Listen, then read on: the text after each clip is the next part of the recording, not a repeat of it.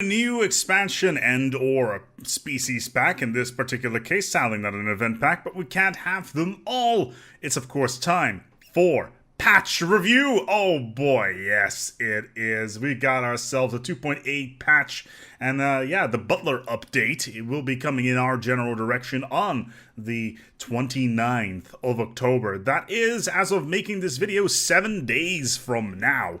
However, of course, if you're watching this in the future, you still want to look at some patch notes, well, we are here. Last week we also had the unveiling of all the Porter packs. I sadly did not have the time to do a video on that one, but still, here's a couple of them on your screen to enjoy. Anyway, the Necroids species pack features is relatively straightforward. We'll just highlight them here for your preference. Necroids pre-scripted Empire will be added. Then on top of that, there's a new phenotype with 16 new portraits, of which of course were on your screen, and of course also one robot. Looking forward to see what that looks like, of spooky, scary Jeffoids Necroids. Now, I do want to point out that Jeff is a forced meme by Paradox, but still, hey, that doesn't mean that we can't enjoy it. Then on top of that, there's a new species city set, there's a new ship set, new advisor voice, we still haven't heard that one, and 3 new civics, the Death Cult, reanimated armies, language is difficult, and of course Memorialist. Of these, I do feel that Death Cult and Memorialist are probably the more interesting ones of the bunch, but of course once the expansion drops, we'll be doing separate videos on those guys. And finally, Necrophage, a new origin, is out as well, and we'll be diving into that one soon, at least once as the expansion drops. 2.8 Butler features, apparently the Gestalt Empires will get themselves some new governor traits, Amplifier and Mindfulness. Those will increase admin cap in relevant pop jobs, so probably based on leaders or something like that. It's not particularly clear on what it does specifically, but I'm sure we'll dive into the details once the patch gets launched. Systems spawned during the game, like Precursor Empires or any other event-based systems, will now have 2 hyperlanes added to them instead of 1. So what had happened in the past is that if you had, for instance, one of the Precursor Empires, say Yuthan or the First League homeworld, you would have a nice little pocket that you could build it into. And of course, there were problems in the past where it could just randomly spawn. But since then, that has been fixed, and you will basically be able to get it within your empire. But now we'll have 2 hyperlanes connecting to it, which means it's not as defendable as it used to be, which is an interesting choice. I wonder why that is. On top of that, there is the new DirectX 11 support. What it does, I am not entirely sure. Will probably be focused on things like hyperthreading and stuff like that, basically for performance purposes. Then let's move on towards balance. Gestalt Empires no longer built a hyperlane Registar Starbase building, as they have no use for it. From what I can remember, it improves the trade value of systems that have it, and of course Gestalt Empires don't have trade value to begin with, so Hive Minds, they don't have any of them, which makes sense. I do wish that they would rework it to make more sense for Gestalt Empires, because it just means that there is less buildings for them to build. They also don't have any trade value buildings, they don't have any buildings for consumer goods, so it's a bit of a shame, but hey, there's not much that we can do there. The Oracle, which is a special event that can happen if you have, I believe, I want to say it's a dig site. I do want to say it's a dig site. It now adds 10% admin cap rather than just plus 20. And of course, if you get it late into the game, it means it has more value, because plus 10% does add up over time instead of just plus 20. If you have a lot of admin cap through your administration buildings, then having that on top as a bonus is actually incredibly valuable if you want to remain underneath your empire sprawl, so that's nice. Observation post-indoctrination events now have 540-day cooldown before they can fire again. It's a bit interesting. It's just means it's just slower for it to do the indoctrination events. just invade the primitives instead, I guess. That's probably another solution there. Terraforming candidates are now a little bit more common in the early game. Now, the early game is very much focused on exploration, and sometimes you can have an event on a barren world, and it can spawn this here terraforming candidate event, which then later on you can turn that into another planet that you can terraform. So that's interesting. I know that the UNE starts with Mars as a terraforming candidate, and being able to terraform later in the game is a little bit interesting because they don't really spawn all that often. Terminal orbit anomaly, that is, I believe, a moon that is going to smash into a planet, has been buffed slightly. I believe you get a bunch of science points for it. So that's interesting balancing choice. And you can now only resettle your primary species away from planets with culture shock. Now, this acts actually a pretty big deal, this last one, especially considering how the necrophages work. Considering the necrophages will start out with having access to primitive worlds rather than their standard starting worlds, it means that if you invade them, you won't be able to resettle those pops with culture shock back to your home worlds. Which basically means that rather than invading these worlds, it may be more interesting to kidnap the pops that are on the planet, at least until a certain point, and then invade them, because then they don't have culture shock in general. You move them back towards your home world, and they may have a little bit more value there, especially considering necrophage. Primary pops, species pops are good in leader roles and specialist roles, but they have a massive, well, not a massive, but they have a decent minus percentage when it comes to workers. And workers are going to be a problem, especially if you want to fill up your districts when you're not trying to elevate these pops to your primary species. So handling a lot of prisoners or jobs would be good. So kidnapping actually may be a good idea here, especially considering if you're spawning with a lot of these primitive worlds as your nearby habitables, and then of course later on you can always colonize them. But it does mean that initially you can have quite a lot of pops on your initial world, build up your economy, and then move on to those primitive worlds later on. I think that has a lot of value there. Stability greatly improves startup and load times. By the way, if you're running a million mods, don't expect an improvement on startup and load times, because mods will screw you over in that regard. But still, on the vanilla game plus the expansions, having improvement on startup and load times is really, really good. And on top of that, with the DirectX 11 support, should be even better. So having the load times reduced is nice. We'll take a good analysis on that once we have the 2.8 patch available to us, and we'll take a look at what that does, at least on my system. It's a relatively old system. It's about 5 years old now, only 8 gigs of RAM. So once that drops, we will do a comparison there. It's relatively standard, but 16 gigs is starting to become more and more common in terms of the standard. Optimize the refugee system to perform fewer duplicate checks. So the refugee system is basically any sort of empire that allows for refugees to be accepted. Whenever another empire is destroying or purging a population, a certain chunk of that population will move to other empires. So the refugee system should have less duplicate checks, which means less calculations to be done, which means improved performance. Fixed and out of sync. Out of syncs there's a lot of out of syncs here. Out of syncs are usually associated with multiplayer, mainly because you want to connect to other players, and if you're not synced to other players, then out of syncs can happen. So these are all out of sync. So for those of you who are doing a lot of multiplayer stuff, this will be relevant to you. So armies, hot joining, planetary modifier from species crossbreeding. There's your Xeno crossbreeding right there, which is not necessarily something I'm always running, but still, as well as some stuff with Federation fleet capacity. Out of syncs are incredibly annoying, but seeing the team working on out of syncs consistently is good. And of course, with every single patch and every single update, there are performance improvements as well as out of syncs changes, at least fixes to be expected. So please be aware of that. The engine team is definitely not sitting idly on their hands. There's always improvements to be done.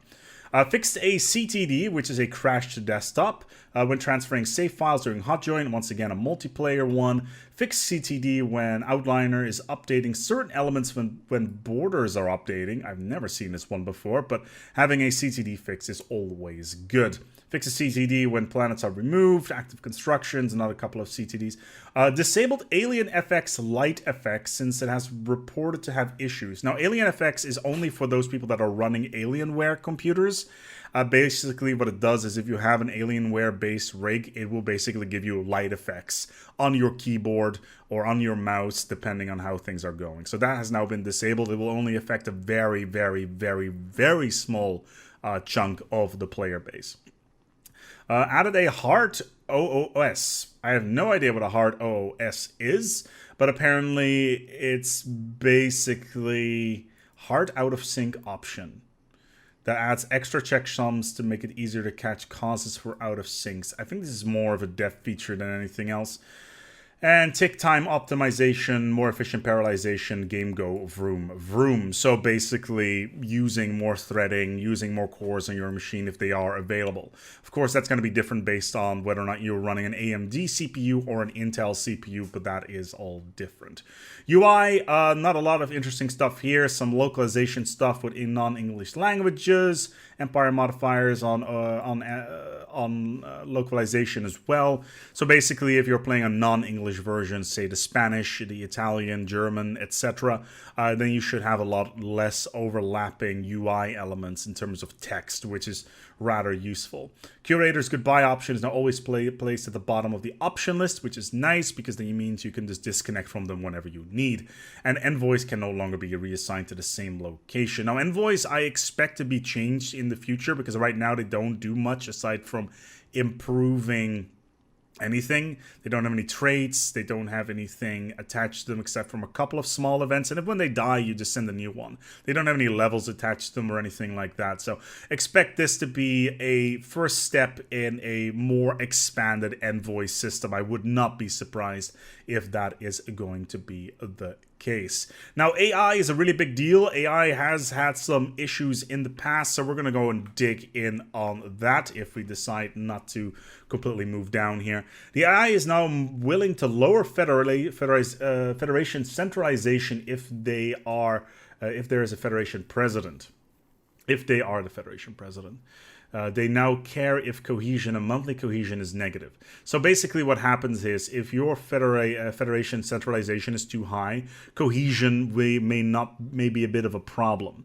So that basically means that you cannot get enough points. So what happens there is that the AI can lower Federation centralization to actually get the points they need in order to get to the next tier of the Federation. At least that's how I'm reading this. And it looks like the AI had some problems with this in the past, with Federations not leveling up to the points where they can become true powerhouses. So yeah, this is a nice little bonus.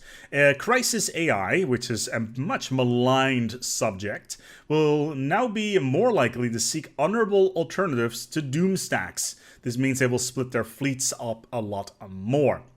So what does this translate to? It means that when you are encountering a 1 million Doom stack contingency fleet, there is a bigger chance for them to start splitting up to take more territory. That does not mean that they're still not locked behind taking systems by using their construction ships. So if you can snipe those, they will be slowed down quite significantly. But still having the ability to fight multiple fleets and not just grinding your fleets to pulp slowly but steadily is nice. And I do hope that they start expanding a little bit more as well.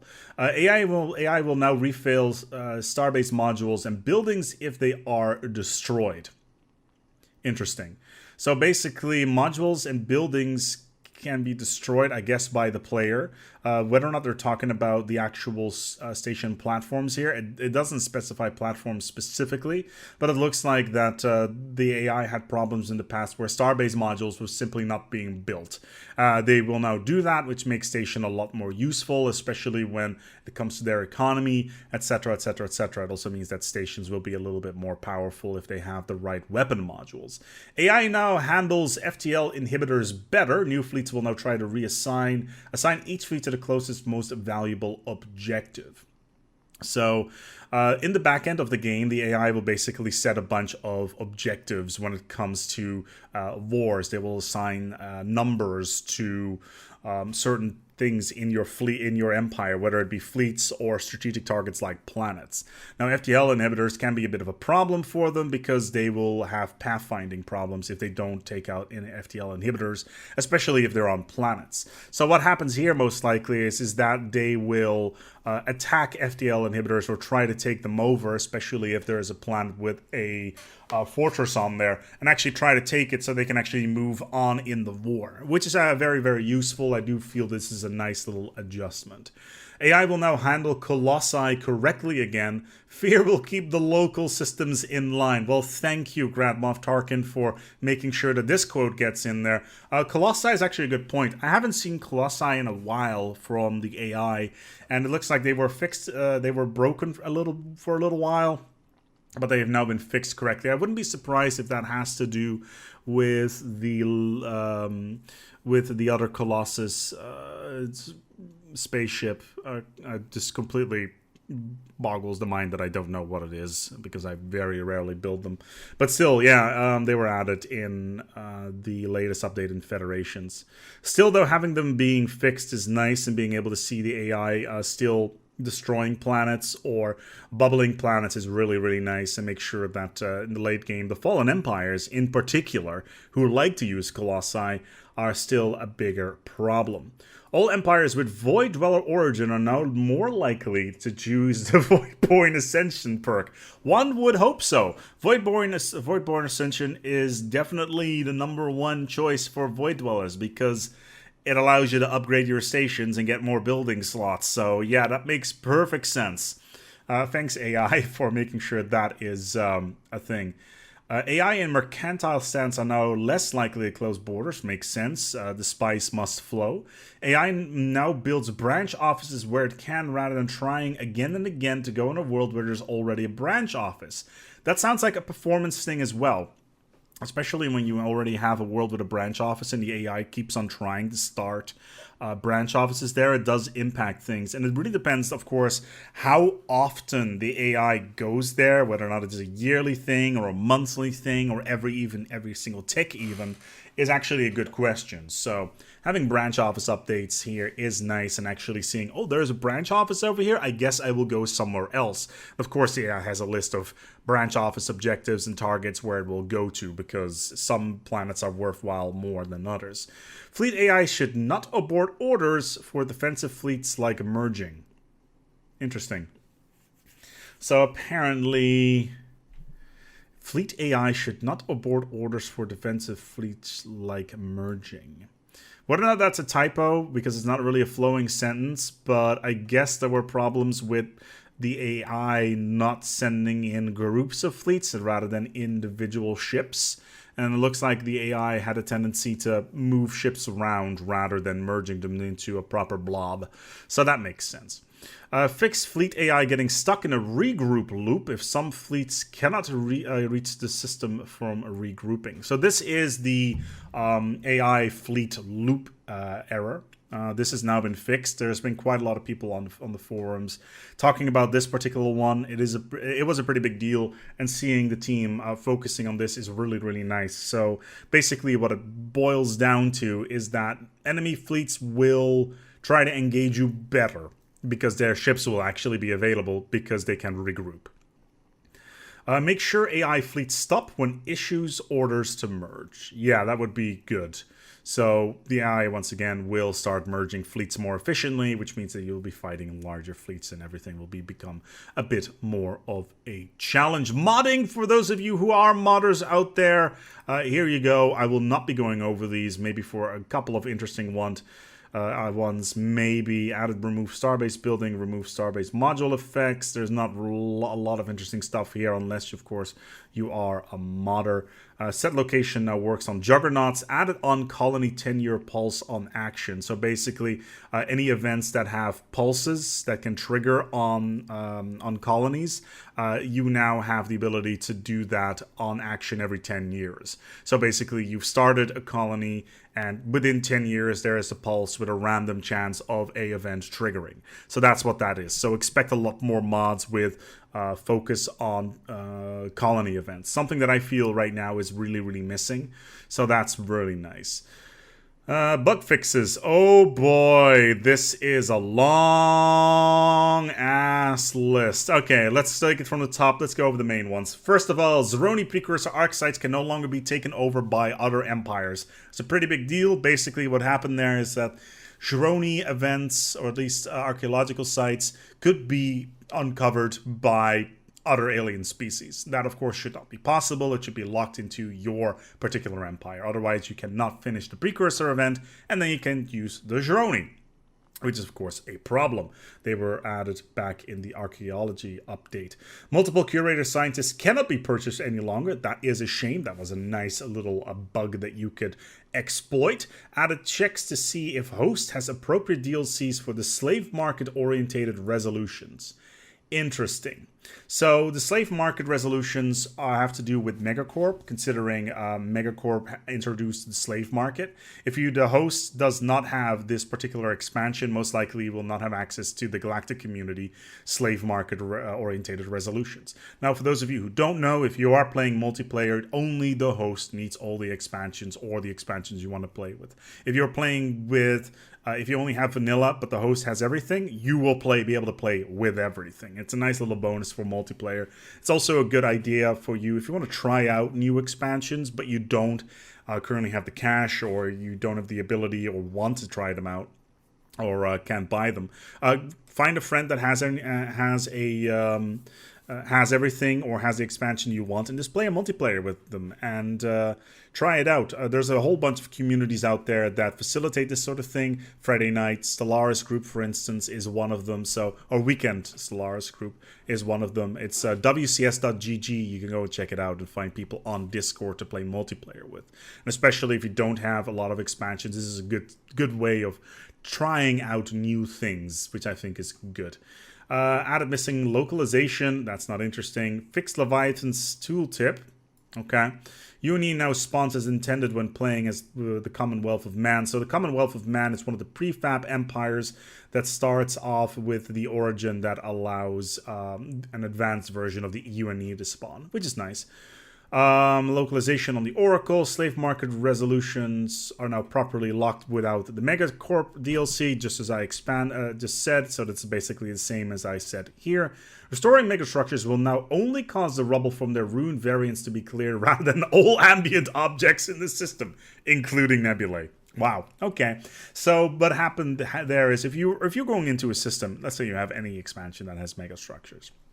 If you go into a system that has a ruined megastructure, which can spawn every once in a while, basically what happens is that it will be covered in rubble, space debris, etc. However, if you then rebuild it, then it should all disappear. However, what also happened is that if there were any other ambient objects in that system, whether or not it be trash or ships or nebulae in this particular case, they would all disappear. And this has now been fixed, which is nice. Droids can now take colonist jobs. Oh no, that's really fun. So they can actually work. So you can actually use droids on colonists. That's nice. Subjects can no longer create vassals. I would hope not, because then we have a sort of Matryoshka doll situation of vassals and vassals and vassals and vassals.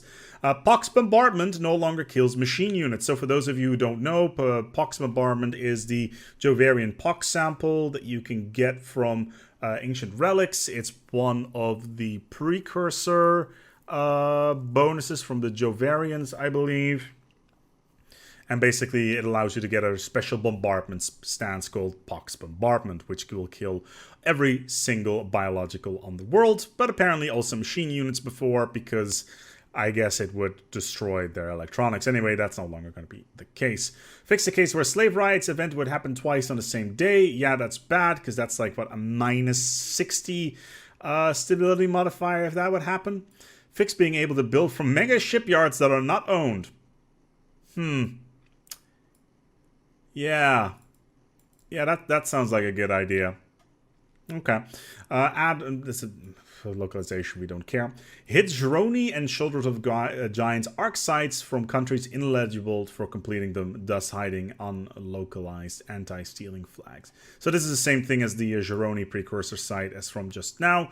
Basically, if you have those sites as well as the Shoulder of Giants origin, which is part of Federations, other empires can't see these sites, which means that you can continue to do them without other empires trying to steal them, which is rather nice. The attitude of country A to B now depends on A's opinion of B rather than B's opinions of A. This fixes fallen empires never declaring war. Oh, that's so good. Finally, fallen empires will finally start declaring war again. This was a problem in the current patch, in this 2.7 version, where fallen empires would never declare war. Even if you were sitting next to a militant isolationist, they would never declare war. This has now been fixed. That's a big deal. Surveyor relics can no longer find new resources on Ringworld or habitats. Yeah, that's good. Being able to, find new resources on worlds you've built yourself. Well, that sounds logical. The floating value event text, whatever, that's not important. Russian localization is not, it's just, again, it's a localization thing. I'm not really interested in that. Again, localization. Why is this not in the localization area? Changes to progression tracking variable in joint operation. So this is for the Marshall Empires, for the joint operations. I've never done a video on this, but basically there are special events for federations. So yeah, this is one of those. Genius Calais, that could also be from the Research Alliance or Federation. Fixed various typos and duplications. A Quiet Stroll event is now different text for synthetic empires, makes sense. Tree of Life deposits are now properly cleared when planet changes owner. Okay, that makes sense. Shielded planet special projects now use correct planet name. Duplication into janky ship names. System graphical effects are now removed when final contingency planet is destroyed. Okay. Vlura Space Storm will no longer manifest in Nebula system, which basically means that you would get a double nebulae in Space Storm.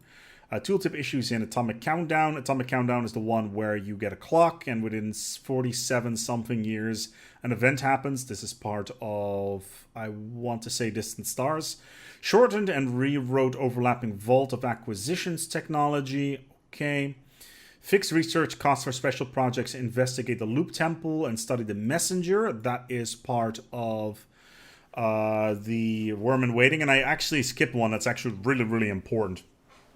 Fixed completed construction items for reinforcements not being properly removed from the fleet manager. So basically, in the past, you would have situations where you go into the fleet manager and you would build reinforcements and they would just get stuck there. They would still be built, but they would be stuck in the fleet manager, which of course is not all that great. So now that should be fixed. Fleet manager, in my opinion, is probably the one UI element that needs a little bit of loving. And, well, there you go. Another step forward. Correct event description, tooltips, observation posts are now cleared if all primitives have been killed by orbital bombardment. Okay. Remove duplicate entry and alpha hub technology. Mining drones no longer display rare crystal icons in the job interface. Yeah, they did that. They now show minerals, I would guess. Change miner and technician building icons to be more consistent with other jobs. Sure, that does not sound like a bug. That sounds more like a UI thing. Fix issue with some spiritless responses were not always displayed. Remove duplicate cohesion effects from tooltip and Federation. Okay. Transparency, backgrounds. Gestalts can no longer get debris gas giant category temp anomaly at all, which is as it should be. I have no idea what debris gas giant category temp anomaly, so I'm not entirely sure what they're talking about. So it'd be nice if they were a little bit more specific about what it actually does. Unity should now always spawn as a continental world when playing as the UNE. So basically, Unity is the Commonwealth of Man planet, and there's a bunch of other planets in there in that particular system. And if you play as the United Nations of Earth, then the Commonwealth of Man system would spawn with Unity in there. Cool. Star-crossed lovers taking refuge in the Mutagen Trade League. Yeah, I would hope not, because then they could never access them ever again. Gestalt that conquer regular Empire starbases will no longer have trade hubs. Oh, so good. Oh, it's such a pain in the ass to fix this in the past. Did they also remove the trade values, please? So no longer trade hubs and off-world trading companies will be in stations that are conquered by Gestalts, so hive minds and robots. That's nice. Fix some cases of species growing on planet disappearing and reappearing every other month. That is strange. Fix species right showing as a breach of... Oh, right, so there were some problems with the galactic community, specifically the breach of galactic law when it comes to species rights. Essentially, some species rights would show up as, "Hey, this is illegal to do," whilst they were not. So there should be some flags here to now properly be able to manage your species rights, which is good. You can no longer get a random Toon World event on Toon Worlds created through Armageddon bombardment or similar causes. Also, you can now only get one of each of them once. So Toon Worlds events are usually attached to Toon Worlds that you can find. It's things like, oh, there's mutants inside of this bunker, or you find yourself a destroyed district that you can reuse or easily reuse, etc. So those will no longer be part of worlds you've destroyed yourself, which obviously makes sense. However, they will only now spawn once on Toon Worlds in total, so you can only get them once, which is nice. Event Primordial Soup no longer worryingly assumes that the Terminator species think that organic life is worthy of interest. I would hope so. Space fauna resolutions can no longer be proposed if they are already active. That makes perfect sense, otherwise it'd be a waste of influence. Making sure clearing the blocker creates the correct species. Oh, okay. So this one is super, super obscure unless you know what you're talking about. So this is what happens. The clearing blocker creating the correct species has to do with the sprawling slums district on planets, or at least the tile blocker.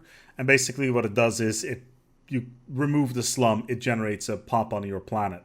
So basically what it does is it will create the right pop. That's what it boils down to. Added breach icons and warnings in firm dialogue boxes for policy that would cause breach of galactic law. Thank you. That's a nice quality of life improvement. And this is not bugs at all. This is a combination of UI, AI, and quality of life stuff. Very interesting. Very interesting.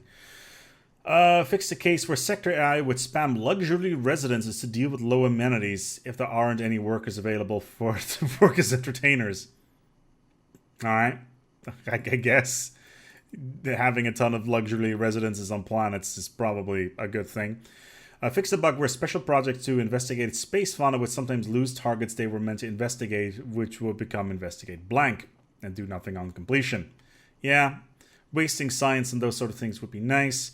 Fixing a bug where the project to investigate enclaves would talk about the system rather than the country. I don't really care about that. Having comms established with you by enclaves no longer gives you influence. Dang it! That was one of the best things. Getting influence quickly by researching the communications with other empires is so useful, especially in the early game. And now the enclaves no longer do it anymore. That's sad. The wrecked caravan ship ambient objects has now been removed by completing the project to research it. I guess that has to do with somebody else's trashes event. Enslaving species from the underground vault now shows the correct species will be enslaved. Cool. Fix some issues with special resources in the Hive Confluence building. Added Scions can now control their border access. That's nice. Scions are part of the Federation update. Fix cases where sometimes Galactic Market would take a while to allow buying and selling of special resources. I have noticed this as well. A lot of the time you're not able to get special resources when you need them, especially when you have the Galactic Market, and they should be available, but they're not. And you need to get the tech first or something like that. So yeah. Gaia worlds no longer spawn with poor quality minerals. Yeah, that makes sense. Even though Gaia worlds are usually focused on energy and food production and not as much minerals, but still. This is a cool one. If you manage to create a species that is both psionic or cybernetic and Eurodite, resulting leaders now will get both psionic cybernetic traits as well as the Eurodite traits. That means they will be super smart.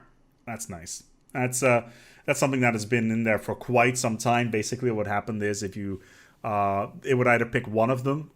One of them would take priority over the other one, I believe. But that's now been fixed, and it's been there for quite some time. It's nice to see the devs actually jumping on that. Modify species to change species of a country will now also target the pops on colony ships. Thank God I never will have to run these projects double again. Which basically what this means is that if you would send a colony out whilst you were doing the modify pop event chain, or at least project, the pops in that ship would not be effective, which means you would still end up with 2 groups of pops, which obviously you don't want to do. So that's now been fixed. Pops are now more likely to be maintenance drones if the planet lacks amenities. I would hope so. Fix some spaghetti script in the First Contact of Fallen Empires event, closing several loopholes where you could see Fallen Empires without them establishing contact with you. I've seen this before. It's a huge pain in the ass. It's nice that it's been fixed. Being able to see Fallen Empire space and actually getting a good idea of what's going on there, and them actually being able to contact you is a nice little bonus. Fix the case where Fallen Empires requesting a long-dead species could fire twice. Haven't seen that.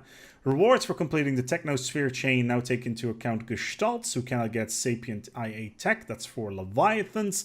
New Baul life seeding no longer removes the Baul homeworld planetary features.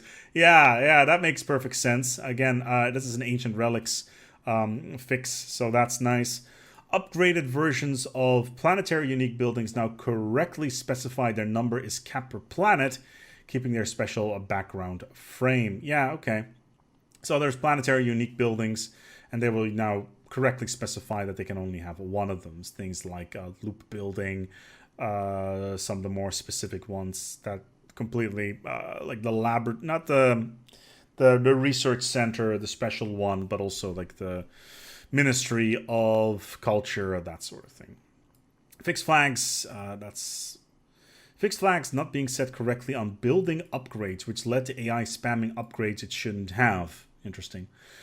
Fixed number of packs not being visible in diplomatic windows at the game start, as well as potential out of sync. This should go into the out of sync setup. Fix the case where awakened marauders would conquer a planet with less than 5 pops, kill all those pops, and then spawn 12 pops on the planet, which, having been rendered uninhabited, no longer counted as a colony. Now, for marauders, that's a big deal because the more colonies they have, the more interesting their empire is going to be when they eventually will collapse. So yeah. Fix the tooltip for utterly failing the enigmatic cache uplift chain. That's nice. How much more do we... Oh, we're almost there.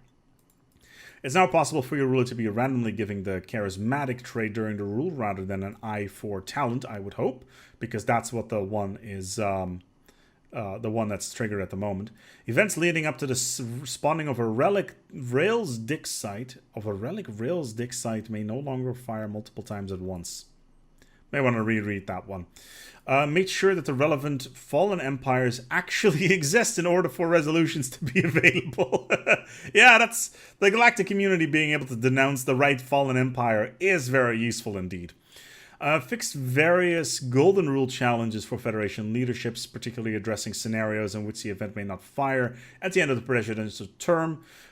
Do not ping-pong fleet groups that are on mission. I feel that somebody did not finish writing these properly. Do not ping-pong fleets groups that are on mission, but the leader has jumped into the next system. Okay. The tooltip for purchasing L-Gate insights from curators will now show slightly more precise on when you can buy a new one, which is nice if you want to unlock the L-Gates. You have the money for it, but you don't want to go after the tech.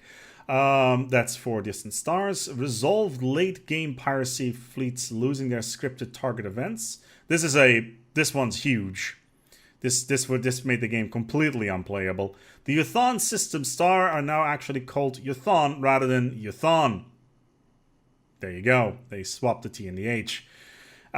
Fix a straight question mark. That's a localization thing. The governor offered by the Numismatic Order is now the correct species.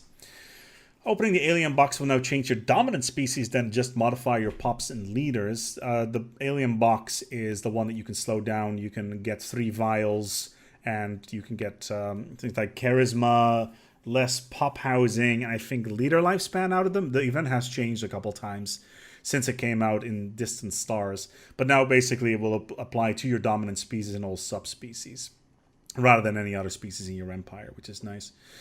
Force to trade upon the event-created species that stop them from counting as bio-trophies. Interesting.